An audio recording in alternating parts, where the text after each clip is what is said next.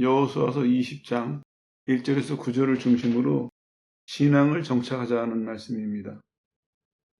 신앙을 정착한다는 것은 생활하면서 발생하는 일이나 또 그 일을 처리하는 과정에서 우리가 어떻게 반응하고 어떤 태도를 취하느냐, 이것과 관계가 있습니다. 왜냐하면 내가 가지고 있는 신앙에 따라서 반응하고 또 우리는 그 일을 처리하거든요. 그래서 신앙을 정착시키는 일은 참 중요한 일입니다. 오늘 본문은 살인자에 대한 얘기를 들고 있는데 어떤 사람이 잘못해가지고 사람을 죽였어요. 그러면은 이 사람이 재판받을 때까지는 보호를 받아야 되니까 도피성으로 도망을 가게 제도를 만들어 놓으셨어요. 거기 숨어 있다가 재판을 받는데 재판을 해봐서 일부러 죽였다 하면 그 사람 사형을 당해야 되겠죠.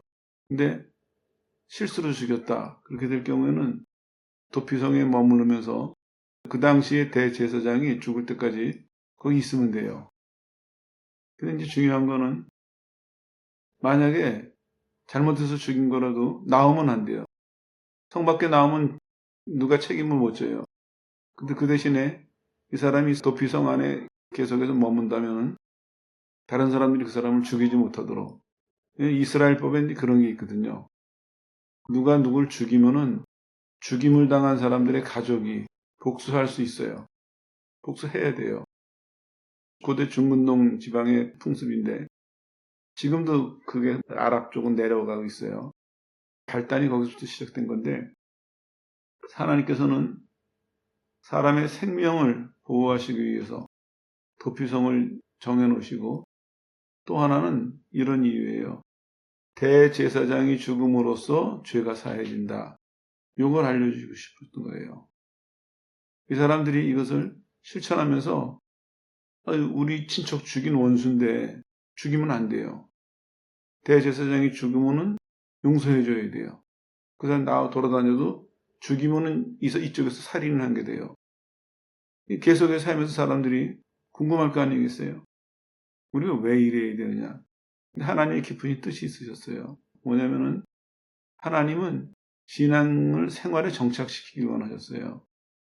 이 사람들이 이 말씀을 처음에 들을 때는 그러라고 하시니까 그래야지 이렇게 받아들였을지 모르지만 하다 보니까 뭘 깨닫냐면은 대제사장이 죽으면은 다른 사람의 죄가 사해지는구나. 이걸 자꾸 깨닫게 되는 거예요. 그걸 한참 깨닫다 보니까 무슨 얘기가 나옵니까? 대제사장이신 예수님의 죽으심으로 그를 믿는 모든 사람의 죄가 사해지는구나. 그거를 이해하도록, 그걸 받아들이도록 하나님은 오래전부터 쭉 준비를 시켜오신 것입니다. 이런 맥락에서 본다면은 우리 신앙도 마찬가지예요.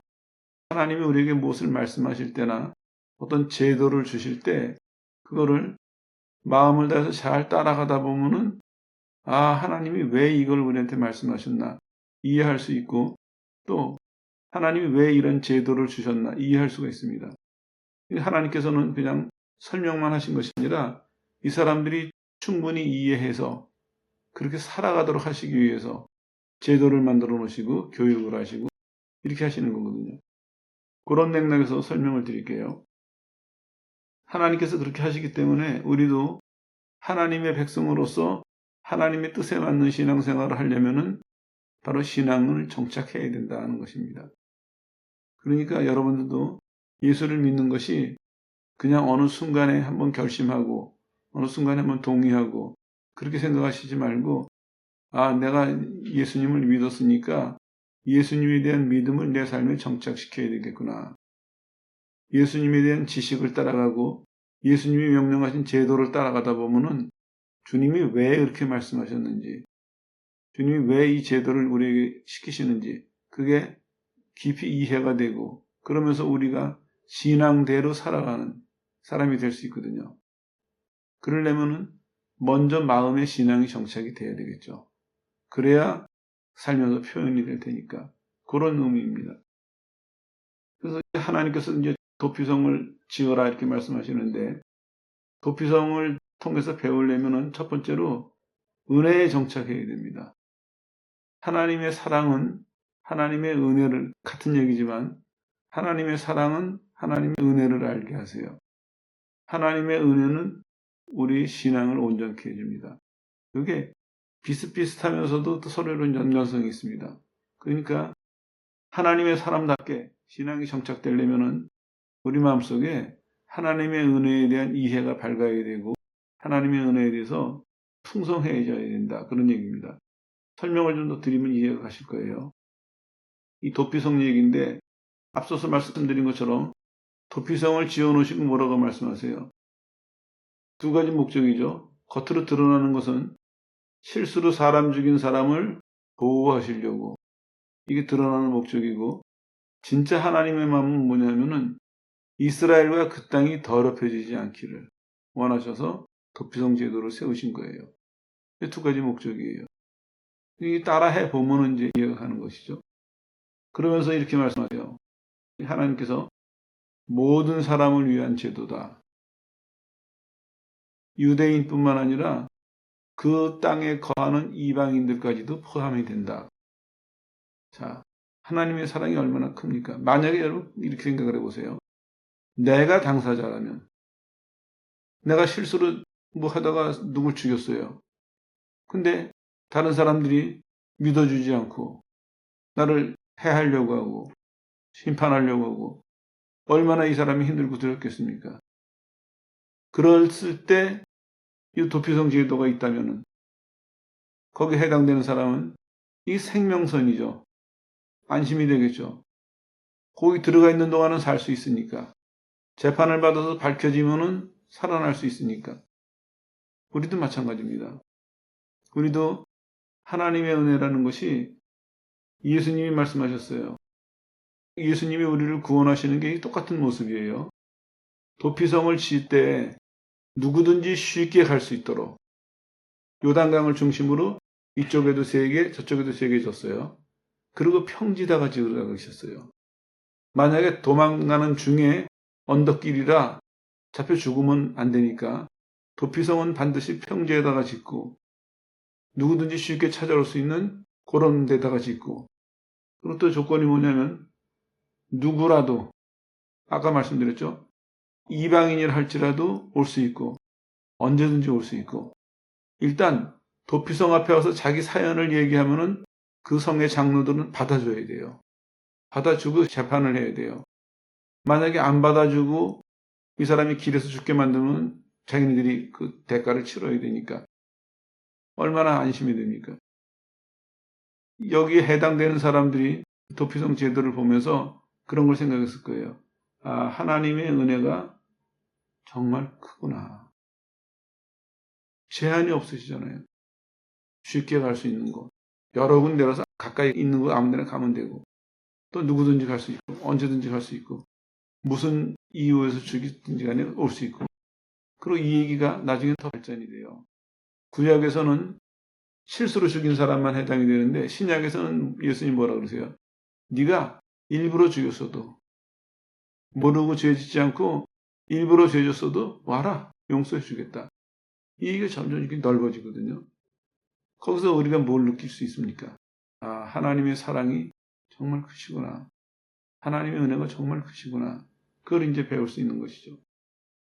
그거를 바탕으로 오늘 본문은 뭐라고 말씀하시냐면은 너희가 이미 들었던 내용이다. 민수기 35장과 신명기 19장에 도피성의 의미가 무엇이고 왜 필요한지 충분히 설명을 했어요. 모세가. 지금 여호수아거든요. 이게. 충분히 설명했어요. 여호수아가 뭐라 그러냐면 우리가 잘 알고 있지 않냐. 그러니까 이제는 실천하자. 이렇게 얘기하고 있습니다. 너희가 여태까지 모세를 통해서 도피성 제도를 들었고 그 도피성 제도를 들으면서 아, 하나님의 은혜랑 사랑이 정말 크시구나 하는 것을 이해했다면 이제는 실천해라. 이렇게 말씀하시는 거죠. 하나님의 용서를 배웠다면 용서하라는 것입니다. 그래야 그게 은혜가 정착이 되는 것입니다. 만약에 하나님의 용서를 이론으로만 배우고 우리가 그걸 실천하지 않는다면 정착한 것이 아니죠. 또 마찬가지예요. 이걸 생각하다 보니까 이런 마음도 들더라고요. 나는 용서받았어요. 하나님 앞에. 나는 하나님 앞에 무조건적으로 다 용서받았는데 과연 나는 남을 다 무조건적으로 용서하는가? 만약에 안 한다면, 못한다면 아직 정착이 안 된 사람입니다. 혹시 이 말 들으면서 여러분 자신을 한번 살펴보세요. 이제 실천해라. 하나님이 무조건적으로 용서하셨으니까. 살인한 자도 보호하시고 있으니까. 그걸 알았다면은 이제는 나가서 실천해라. 했을 때 계산이 앞서십니까? 넌 잘못한 거 없는데. 저 사람은 실컷 잘못해놓고 내가 조심할 때 함부로 말했고 내가 안 그럴 때 저 사람은 행동을 했고 그래놓고 내가 저 사람을 용서해줘? 이 손해보는 일 아니에요. 계산이 앞선다면 이 사람은 은혜가 정착한 사람이 아닙니다. 진짜 하나님의 은혜가, 하나님의 사랑이, 하나님의 용서가 내 마음속에 정착한 사람이고 내 생활에 정착한 사람이라면 나는 안 그러려고 조심했고 노력했고 저 사람은 함부로 살았고 그랬는데도 저 사람의 잘못을 내가 용서해줘야 될 때 그를 기꺼이 받아들일 수 있어야 됩니다. 기꺼이 용서해야 됩니다. 기꺼이 사랑해야 돼요. 왜냐? 저 사람하고 나와의 문제가 아니거든요. 성경이 뭐라고 말씀하고 있습니까? 이 제도를 통해서 하나님의 은혜를 알았느냐? 하나님의 사랑을 받았느냐? 그러면 실천해라 이겁니다. 그러니까 하나님의 은혜가, 하나님의 사랑이, 하나님의 용서가 내 인격과 삶 속에 정착이 된 사람은 대상이 누구가 중요한 게 아니에요. 하나님이 유대인, 이방인 안 가리고 여기 사는 사람, 저기 사는 사람 안 가리고 용서해 주셨듯이 나도 대상이 중요한 게 아니에요. 그 사람이 무엇을 했는지가 중요한 것이 아닙니다. 내가 용서받은 사람이기 때문에 내가 하나님의 사랑을 받은 사람이기 때문에 누구든지 어떤 일이든지 용서하려고 해야 되고 이해하려고 해야 되고 사랑하려고 하는 것. 이게 정착한 사람의 모습이거든요. 한번 살펴보십시오. 나는 누구를 사랑하고 용서하고 이해해야 되는 순간이 왔을 때 계산이 앞서는가 아니면은 하나님 말씀대로 실천이 앞서는가 그 모습을 통해서 나는 은혜가 내 속에 정착을 했구나 못했구나 나는 아직까지도 이 이론으로 알고 있는 사람이구나 하나 더 추가해서 말씀드리면요 용서한다면서 정죄하는 것도 조심해야 돼요.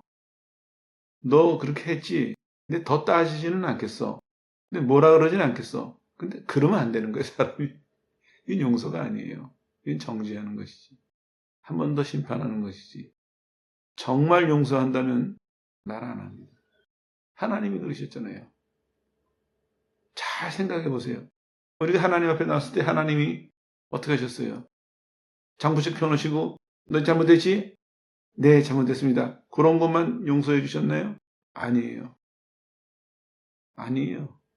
우리가 인정하고 기억하지 못하는 것까지 하나님은 그냥 용서하셨어요. 단지 우리 입으로 고백하게 하시는 것은 용서를 받기 위한 대가를 치르는 것이 아니라 하나님의 용서를 내가 믿으라고 인간이 확인하라고 확신을 가지라고 용기를 가지라고 그래서 우리 입으로 고백하게 하시는 거지 하나님은 십자가에서 2000년 전에 내가 태어나기도 전에 예수 믿을 생각하기도 전에 예수 믿는다고 뭔가를 하기 전에 2000년 전에 성경책을 보면요 그 훨씬 전에 하나님은 다 용서하셨어요. 우리의 죄가 기록된 책이 있다면 하나님은 그때 다 지워놓으셨어요. 우리가 태어난 다음에 맑게 알아들을 때 너 할 거야 안 할 거야 용서해 줄 테니까 이렇게 하시지 않았습니다. 안 따지셨어요. 그냥 용서하셨습니다. 이게 우리가 받은 진짜 용서입니다. 진짜 사랑하고 진짜 용서한다면 더 이상 말하지 않습니다. 근데 우리 마음속에 아직도 근데 용서는 하는데 그럼 저 사람 버릇될까 봐 용서를 하는데 저 사람 고쳐져야 되니까 이게 있다면 은혜가 정착이 된 것이 아니라 정죄하는 마음이 아직 남아있는 것입니다. 한번 살펴보십시오. 성경은 말씀하고 있습니다. 도피성 제도를 통해서 신앙이 정착됐는지 살펴보는데 첫 번째로 하나님의 은혜가 마음속에 정착이 됐나 하나님의 은혜가 내 생활에 정착이 됐나 이 첫 번째 살펴봐야 될 얘기죠. 두 번째로는 헌신을 정착하라고 말씀하고 있습니다. 레위 지파 얘기인데 한번 말씀드리는데 간단하게 말씀을 드릴게요. 레위 지파가 창세기 34장에 보면은 야곱이 이제 삼촌 집에 갔다가 돌아올 때 사건이에요. 디나가 폭행을 당해요. 세겜 지역에서. 폭행을 당하고 그 추장의 아들이 디나한테 반해가지고 결혼시켜달라 그러니까 속여요. 할례 받으면 해주겠다. 그래 놓고 이 사람들이 고통을 당할 때 가가지고 아주 잔인하게 죽입니다. 이제 아버지 야곱이 화가 나가지고 거기서도 뭐라 그랬지만 죽을 때 창세기 49장에 유언을 해요. 49장 7절에 보면은 너희는 레위 지파죠. 레위는 난폭한 성격을 가졌으니까 다 흩어져 살아라. 이 저주를 하고 죽어버려요. 그건 저주죠. 근데 하나님은 레위를 어떻게 하셨습니까? 저주받은 레위를 하나님을 섬기는 족속으로 택하셨어요. 그러니까 이 사람들의 운명은 창세기 49장에 자기네 아버지 야곱이 죽을 때 뿔뿔이 다 흩어져서 살게 돼 있어요. 이게 왜 이 사람들에겐 저주냐면요. 이스라엘은 특별히 유난히 지파끼리 뭉쳐 사는 사람들이거든요. 지파별로, 족속별로, 가문별로, 집안별로. 예전에 우리나라 동네는 여기는 이씨, 여기는 김씨 이렇게 그 시족사회라 그러죠. 그거보다도 더 철저하게 뭉쳐 살았고 하나님의 법도 땅도 그렇게 나눠주시고 그러니까 딴 데 가서 못 살게 돼 있어요. 딴 데 가면 땅이 없어요. 거기 버리고 가면 끝이에요. 그런 배경에서 이 사람들은 흩어져 살게 된 게 저주죠. 그 저주를 하나님은 어떻게 바꿔놓으셨냐면은 너희가 다 사방에 흩어져 살되 이제는 이유가 달라진다. 옛날에는 너희가 잘못 때문에 그렇게 됐지만 이제는 흩어져서 광야에서 레위 지파가 하나님께 선발돼 가지고 하나님 섬기는 일에 훈련을 받았잖아요. 흩어져서 전국에 있는 이스라엘이 하나님 섬기는 일을 도와라. 그 축복으로 바꿔놓으셨습니다. 이 레위 지파가 기꺼이 받아들였어요. 그래서 중앙성소에서 봉사하는 제사장들은 출퇴근하지만 나머지 사람들은 아예 지방으로 뿔뿔이 흩어져서 살아요. 그냥 계속. 그러면서 이 사람들은 한번 설명드린 것처럼 땅을 받지 않으니까 기업을 포기해요. 뭉쳐서 살 수 있는 권리를 포기해요. 왜? 하나님께 헌신하기 위해서. 우리의 난폭한 성격 때문에, 우리의 과거의 죄 때문에 흩어져 살 수밖에 없는 죄인들을 하나님이 용서하시고 하나님 섬기는 일에 불러주시고 그 축복으로 전국에 흩어져서 이스라엘 백성 전체의 신앙을 도와주는, 전체의 신앙에 영향을 끼치는 이 중요한 직책과 사명을 주셨으니 이들이 기쁘게 받아들였죠. 이들은 그냥 자기네 삶이다 받아들였어요. 뭉쳐서 살지 않고 레위 지파가 헌신을 위해서 흩어져 살게 됐죠. 이와 같이 헌신을 정착하라 말씀하고 있습니다.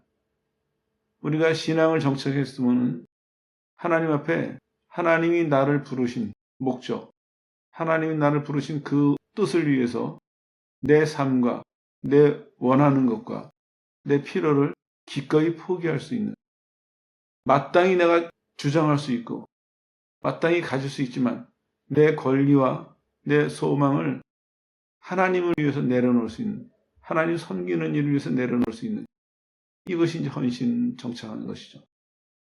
이거는 레위 지파만이 아닙니다. 모든 그리스도인이 마찬가지예요. 사람마다 정해놓을 수는 없지만 각자가 분량과 은사에 따라서, 신약으로 넣으면 그렇게 설명하고 있어요. 분량과 은사에 따라서 그리스도를 위해서 포기하고 사는 것을 받아들여야 돼요. 하나님을 사랑하고 하나님께 헌신한다고 하면서 내가 원하는 것을 포기하지 않는다면 이룰 수가 없습니다. 많은 사람들이 여기에 걸려 있어요. 왜냐하면 처음에 은혜를 받으면 감사하니까 하나님 앞에 많은 것들을 결심을 해요. 하나님, 내가 주를 위해서 살겠습니다. 그래가지고 각자가 결심을 해요. 하나님 앞에 결단도 하고. 근데 이제 문제는 뭐냐면 살다가 나를 포기하지 않으면, 다시 말씀드리면 하나님께 헌신이 제대로 돼 있지 않으면 다시 내가 원하는 거, 내가 필요한 거 돌아가고 말아요.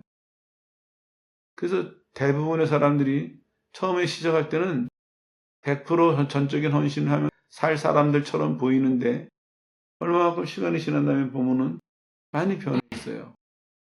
옛날과 헌신하는 것과 중간쯤에 있는 사람도 있고, 심한 사람은 옛날에 거의 다 돌아가 있는 사람도 있고, 이거 하나님 모시기 합당치 않습니다. 정말 신앙이 정착됐다면은 내가 하나님을 섬기기 위해서 내 권리와 내 당연한 몫을 포기할 수 있어야 됩니다. 1970년대에는 이런 얘기들도 참 많이 나왔어요. 텔레비전. 그 경건한 미국 족장노파 사람들 같은 경우는 끔찍하게 그거 싫어해요. 텔레비전 보는 거. 바보 성자다 해가지고. 사회에서도 그런 말은 있었어요. 우리 신앙의 생활에 별로 도움이 안 된다. 그래가지고 어떤 사람은 텔레비다가 써붙였대요. 화면에다가. 이 텔레비는 하나님께 헌신됐습니다. 그걸 안 봤대요. 이런 이해도 있습니다. 이건 한 가지 이해인데 마찬가지입니다. 여러분이 생활하면서 누가 요만큼 해라 이걸 해라 정해줄 수는 없습니다. 그러나 여러분 마음속에 나는 주를 위해서 이런 부분은 내가 포기하면서라도 주님을 섬겨야 되겠다. 그런 게 있으면은 하세요. 그리고 지속하세요. 한 번에 그치지 말고 그걸 지속하세요. 그게 주님이 사랑하는 것이고 그게 충성하는 것입니다. 그게 진짜지.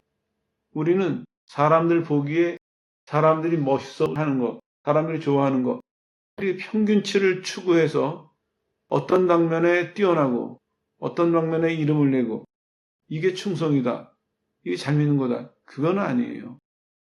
어느 방면이든지 간에 하나님이 그 사람에게 주신 소망과 그 사람에게 주신 재능과 그 사람에게 주신 명령과 약속과 이런 것들이 각자 다를 수도 있습니다. 각자가 있어야 돼요. 나는 주님께 헌신했기 때문에 난 이렇게 살 것이다. 그걸 하기 위해서 내 무엇을 난 포기하는 한이 있어도 이걸 난 지킬 것이다. 이게 있어야 되거든요. 오늘 저녁도 마찬가지예요. 갈등을 좀 했어요. 다들 감기 기운이 심하고 이래가지고 교회를 하루 쉬어야 되나 잠깐 흔들렸었어요. 근데 주님이 그런 생각을 주시더라고요. 옳지 않다. 어떤 생각이 들었냐면요. 성경에 나오는 사람들은 어려울수록 더 기도했는데 힘들수록 더 자주 기도하고 열심히 많이 기도했는데 우리는 힘드니까 주님 좀 쉬었다가요. 컨디션 회복하고 이건 아닌 것 같아요.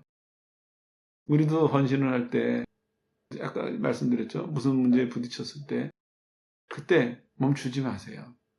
주님 오늘처럼 좀 쉬고요. 컨디션 좋아지면 기도할게요. 이러시지 마세요.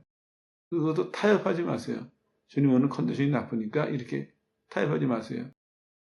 그냥 주님께 헌신하세요. 아프면 아픈 대로, 힘들면 힘든 대로, 목소리가 안 나오면 안 나오는 대로 그 주님이 받으세요. 그리고 또 한 가지 기억하실 것은 내가 정말 쉬어야 되면은 주님이 쉬라고 말씀하세요. 근데 우리는 하나님에게 주도권을 드리지 않고 내가 그걸 다 가지고 계산하고 내가 다 이거 집행하니까 하나님의 결정을 알기도 전에 내가 결정을 미리 해버리니까 늘 내 식으로 믿고 사는 거예요. 하나님 살아계세요. 하나님은 살아계시고 하나님의 뜻을 우리에게 알려주세요. 그리고 우리를 끔찍하게 사랑하세요. 근데 그 하나님이 우리 사정을 아시면서 우리에게 가혹하게 하시겠습니까? 그렇지 않습니다. 스테반이 돌에 맞아 죽을 때 예수님께서 어떻게 하셨어요? 자리에서 일어나셨어요. 자리에서. 성도가 하나님의 뜻을 위해서 헌신할 때 힘들어 보이면 하나님이 일어나서 보신다고요. 지레짐작으로 우리가 스스로 챙기지 말고 하나님께 헌신한 사람들이니까 레위처럼 내 권리와 내 당연한 몫을 포기할 수 있는, 양보할 수 있는 이런 헌신이 있어야 되겠죠. 세 번째로는 생활에 정착해라 말씀하고 있습니다. 여호수아는 백성들에게 이렇게 전하고 있습니다. 하나님이 약속하신 대로 다 주시지 않았느냐. 땅을 주신다 그래서 땅 다 논아 가졌어요, 이제. 이 여호수아 이제 거의 끝부분인데. 땅 주신다는 약속 그대로 다 이루어졌어요. 그리고 안식을 주신다는 약속도 그대로 이루어졌어요. 이제 그 땅에 안식이 오고 평안이 왔어요. 물론 이제 아직도 좀 정리해야 될 부분이 남아있지만 전반적으로는 땅 분배와 안식이 정착을 했다. 이렇게 보이는 시점이에요. 그때 여호수아가 얘기하고 있습니다. 하나님은 약속대로 그대로 다 하시지 않았느냐. 땅 문제, 안식의 문제. 약속하신 대로 그대로 하시지 않았느냐. 이렇게 하면서 이제 범위가 좀 넘어가는데 22절에 뭐라고 얘기하냐면 동편지파한테 하는 말인데 너희가 모세의 명한 것을 다 지켜서 7년 전쟁에 충실하게 했다. 너희가 돌아가지 않고 앞장서서 전쟁을 열심히 해가지고 하나님 앞에서 너희가 책임을 다했다. 이렇게 말하고 이제 축복하고 너희도 가라 이렇게 얘기하고 있습니다. 이게 생활을 정착한 사람의 모습입니다. 내가 하나님의 뜻을 알았다면, 하나님의 명령을 들었다면, 하나님 앞에 약속을 했다면 그걸 다 이룰 때까지 충실하게 지키는 거예요. 이유와 근거가 뭐냐면 하나님이 그렇게 하셨거든요. 하나님이 이스라엘에게 맹세하신 땅을 주시겠다, 안식을 주시겠다, 그거를 약속하신 대로 혹은 성경에 맹세하신이라고 표현이 되어 있는데 맹세하신 대로 그대로 지켜셨어요. 그러면서 여호수아가 얘기하고 있습니다. 동편 지파 사람들한테 너희도 모세가 명한 대로 모세에게 약속한 대로 전쟁에 앞장서가지고 충실하게 싸워서 너의 책임을 다 했다. 그러니까 이제는 너희 집으로 가도 좋다. 집으로 가서 너희 가족들을 행복하게 살아라. 축복하면서 보내고 있습니다. 이게 생활의 정착인 것입니다. 앞서서 말씀드린 것처럼 신앙은 이해했다면, 깨닫고 느꼈다면 그냥 내 속에 머물러서는 안 되고 내 인격 속에서 정착해야 되고 그것이 결국에는 내 생활에서 표현으로 나타나야 되거든요. 근데 표현으로 나타나되 어쩌다 한번 해본 경험, 그거는 아주 불완전합니다. 하다가 안 하는 거, 하다 말고 이것도 불완전합니다. 성경에 오늘 정착하라는 얘기는 이제는 내 마음의 신앙이 내 마음에 정착했으면, 내 인격에 정착했으면 그 다음에는 그것이 내 생활에 정착이 돼서 자연스럽게 당연하게 하나님의 뜻이 이루어질 때까지 여기서도 지금 이 동편지파 사람들이 다 했어요. 여호수아가 인정을 해줘요. 칭찬을 해요. 축복하고 의무에서 면제를 시켜줘요. 이제 가라. 이제 가야 될 곳으로 가라. 우리도 마찬가지입니다. 내가 하나님 앞에서 거기까지 하나님 앞에서 명령을 듣거나 약속을 했거나 결단을 했을 때 그때 하나님께서 보시고 그래 너 그거 다 이루었다. 잘했다. 하나님이 인정하시고 칭찬하시고 축복하시는 그때까지 생활에 실천하는 그런 사람들이 되어야 됩니다.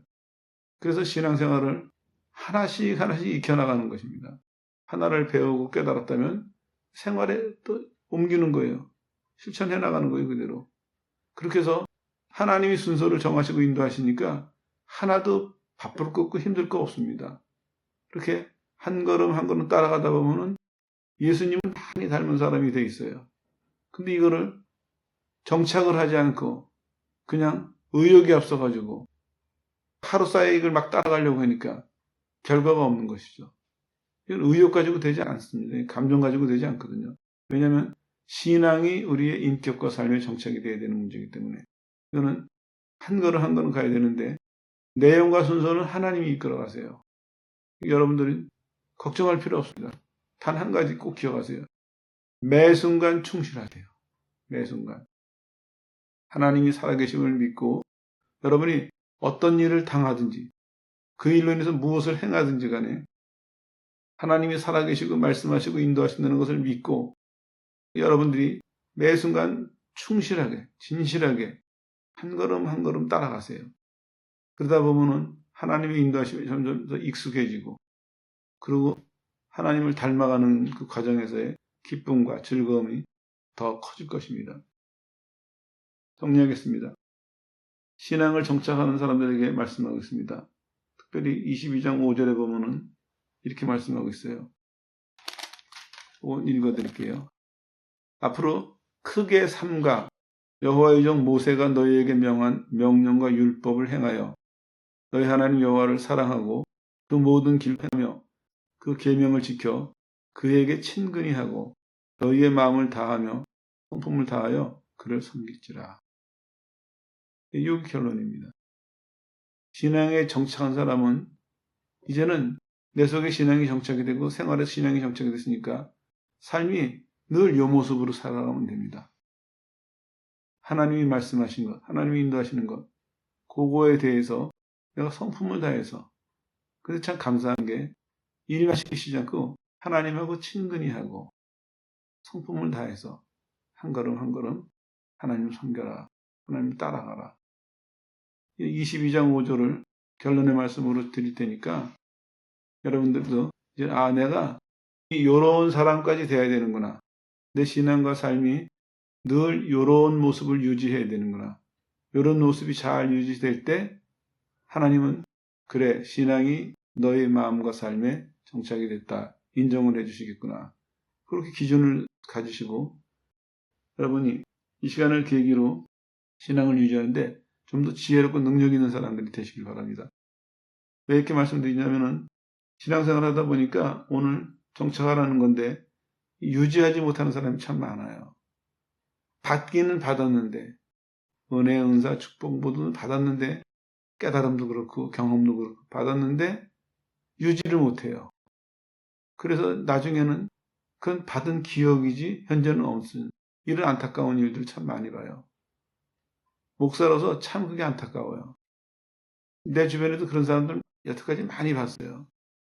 하나님이 은혜를 주셔가지고 한 귀한 은혜를 받았는데 귀한 사랑과 축복을 받았는데 이걸 마지막까지 유지하지 못해가지고 하나님 앞에도 부끄럽고 다른 사람들 보기도 아쉽고 안타까운 참 안 됐어요.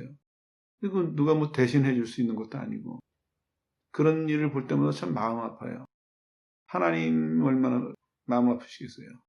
하나님 앞에도 송구한 일이고 그 사람 자신을 볼 때도 참 안타까운 일이죠. 꼭 기억하십시오. 중간에 멈추시지 말고 중간에 변하시지 말고 뒤로 물러가시지 말고 무슨 일을 당해도 어떤 상황에서도 신앙을 정착해서 마지막에 이 사람들처럼 칭찬 듣고 하나님 축복하시는 그런 사람들 되시기를 주 예수 이름으로 축원합니다.